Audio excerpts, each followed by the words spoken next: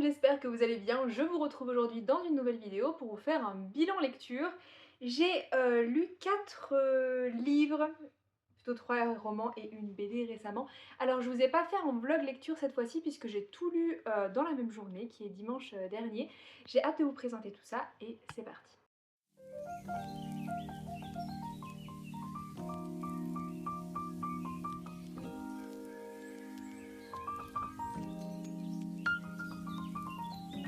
On va commencer par la suite des livres que je vous avais présentés la dernière fois, qui est la trilogie de Mika Biermann sur les peintres. On avait parlé la dernière fois de Vincent van Gogh et de Berthe Morisot. Cette fois-ci, nous allons parler de 3 jours dans la vie de Paul Cézanne, qui est comme ceci. On va aborder cette fois la vie de Paul Cézanne et dans le roman il va être à la fin de sa vie, bien évidemment c'est pas biographique, c'est une fiction, je vous en avais déjà parlé la dernière fois. Et on va avoir une vision d'un Paul Cézanne un peu rustre, un peu un ours mal léché qui est assez énervé en cette fin de vie. Ce que j'ai trouvé intéressant, c'est que j'ai trouvé le personnage de Paul Cézanne assez fragile, assez touchant dans cette fin de vie. Et ce qui est intéressant aussi, c'est qu'on va avoir toutes les odeurs du sud. On va vraiment se sentir transporté dans le sud de la France, dans la vie de Paul Cézanne. On va avoir les odeurs, on va avoir les couleurs, on va avoir les images, tout ce qui transparaît finalement de l'œuvre de Paul Cézanne. Et c'est là où je trouve que Mika Biermann a vraiment fait un travail de génie avec ce bouquin.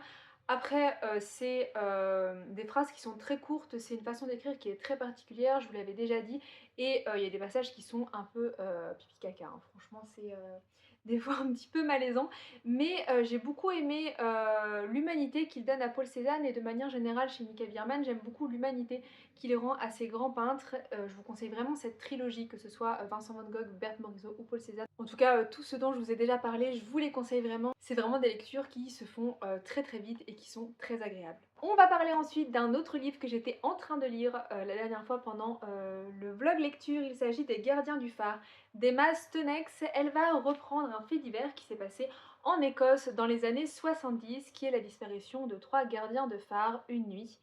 Et dans ce roman, on va reprendre donc ce mythe qui a énervé, qui a un peu affolé toute la Grande-Bretagne. Cette fois-ci, ça va se passer en Cornouailles et on va essayer pendant tout le roman de découvrir ce qui est arrivé à ces 3 gardiens de phare, pourquoi ils ont disparu sans laisser de traces, pourquoi ils ont disparu au moment où toutes les horloges se sont arrêtées, la phare était fermée de l'intérieur, qu'est-ce qui a bien pu se passer dans cette histoire. Le roman, il va commencer avec un journaliste qui va faire un peu la lumière sur cette histoire. Il va essayer de rencontrer les veuves des gardiens de ces phares pour comprendre un peu ce qui s'est passé.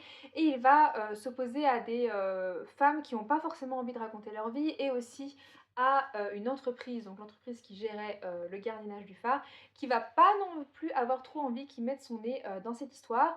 Ce qui est intéressant, c'est que on va suivre chaque personnage dans ses particularités et on va également rencontrer chaque personnage. Chaque personnage est très bien décrit et on va se rendre compte qu'il y avait plein de petits secrets dont on n'était pas au courant. Ça permet de tenir le lecteur en haleine, de comprendre chaque personnage, d'essayer de se faire un peu sa propre idée de qu'est-ce qui a bien pu se passer. Ce que je trouve dommage, c'est que la fin du roman, on le voit un peu arriver gros comme une maison. On va dire qu'au milieu du livre, il y a eu un événement, je me suis dit ah, il a dû se passer ça, et effectivement, c'est ce qui s'est passé. La fin est un peu facile, mais pour autant, ça reste un très bon roman. Moi, j'ai été vraiment prise dans cette histoire et j'aime bien l'atmosphère de cette marée qui est déchaînée, de ce phare où les gens sont enfermés et où on va sentir la solitude et un peu l'éloignement du monde que peuvent ressentir les différents gardiens du phare. Ils vont aussi le vivre différemment, cet enfermement, et c'est ça que je trouve intéressant. On va vivre aussi le deuil de chacune de ces femmes. C'est de là que je trouve que c'est un livre qui est très enrichissant. Après voilà, au niveau de la fin, pas grande surprise, mais c'était une lecture que j'ai beaucoup appréciée et que je vous conseille si vous aimez un petit peu les mystères et si vous aimez tous les univers marins. Je pense que ça pourra beaucoup vous intéresser. Ensuite, deux lectures dont je ne vous avais pas parlé la dernière fois.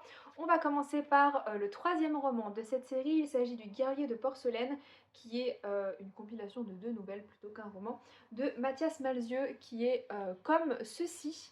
J'ai beaucoup aimé la première nouvelle, Le Guerrier de Porcelaine. On va suivre Menou qui pendant la guerre doit quitter son père puisque sa maman est décédée et que son père part à la guerre. Et il va traverser une grande partie de la France, mais surtout la partie de la Lorraine puisqu'il rentre en Moselle annexée pour se rendre chez sa grand-mère qui va s'occuper de lui. Il va faire une longue traversée dans une botte de foin et en arrivant dans la ferme de sa grand-mère, il va s'habituer à vivre en territoire annexé, il va devoir se faire discret pour qu'on ne le voit pas. Et dans cette solitude de ce petit garçon qui a 8 ans, il va décider d'ouvrir un cahier et de tenir un carnet dans lequel il écrit à sa mère qui est décédée.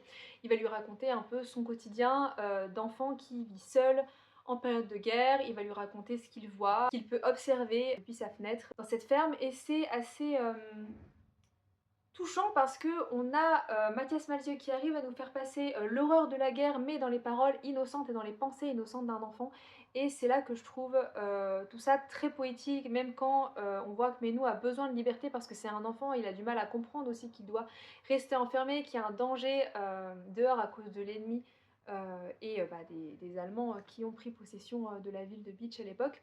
On sent qu'il comprend pas trop, qu'il a plein de rêves d'enfants qui vont se heurter à la réalité de la guerre. C'est ça que je trouve vraiment très, même pas très beau, que je trouve magistral dans l'écriture de Mathias Malzieu.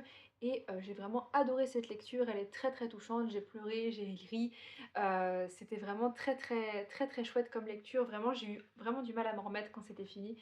Et je me suis attachée à tous les personnages qui ont chacun leur singularité et qui sont très intéressants. Et ce qui est d'autant plus intéressant, c'est qu'à la fin, on apprend que l'histoire de Menou s'est en partie inspirée de l'histoire familiale de Mathias Malzieu, donc je trouve ça encore plus beau et encore plus intéressant de voir ça. La deuxième nouvelle, c'est Ultra Amour, c'est Mathias Malzieu qui va expliquer comment il a rencontré celle qu'il appelle sa deuxième maman, puisqu'il a fait une grosse opération, on a dû lui faire une greffe. Et donc il va parcourir de la France à l'Allemagne à vélo pour découvrir qui était cette femme qui lui a fait une greffe justement, qui lui a permis d'avoir une greffe et qui lui a sauvé la vie, qui lui a permis d'avoir un traitement. C'est une nouvelle qui est agréable à lire, mais je trouve qu'elle subit un peu le fait d'être passée après Le Guerrier de Porcelaine, qui est une nouvelle extraordinaire.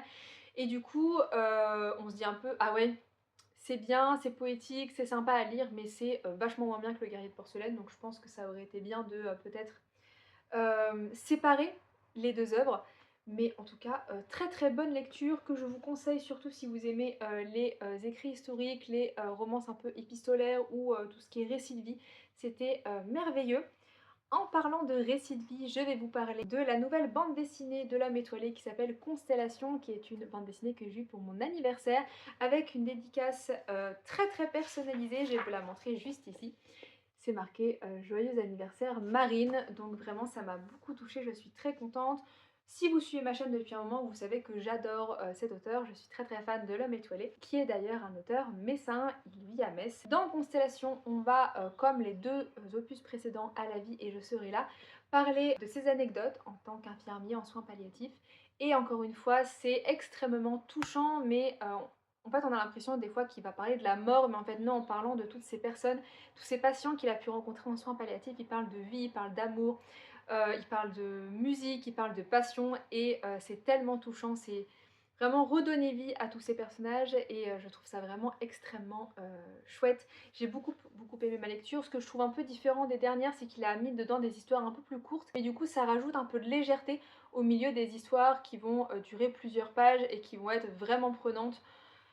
Chaque personne est vraiment bien mise en valeur et je suis très très contente de l'avoir lu. C'est très très touchant, c'est vraiment écrit avec une poésie et beaucoup de passion. N'hésitez pas à aller voir cet auteur et aller voir ses BD, elles sont des pépites. J'ai fini cette vidéo lecture, en ce moment je suis en train de lire Quand tu écouteras cette chanson de Lola Lafont, que je vous mets juste ici parce qu'il est dans mon sac et je ne l'ai pas sous la main, et je lis en même temps, je lis toujours plusieurs livres en même temps. Les Grandes Oubliées, Pourquoi l'histoire a effacé les femmes de Titou Lecoq, qui est comme cela. J'ai commencé quelques pages, pour l'instant j'en suis à la préhistoire et écoutez, même si je trouve qu'elle enfonce parfois un petit peu des portes ouvertes, d'ailleurs je pense que Titou Lecoq est une femme, essayiste et romancière, ouais c'est ça.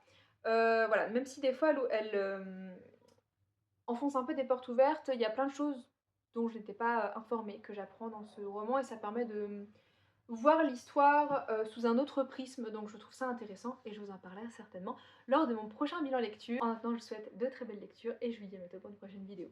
Salut!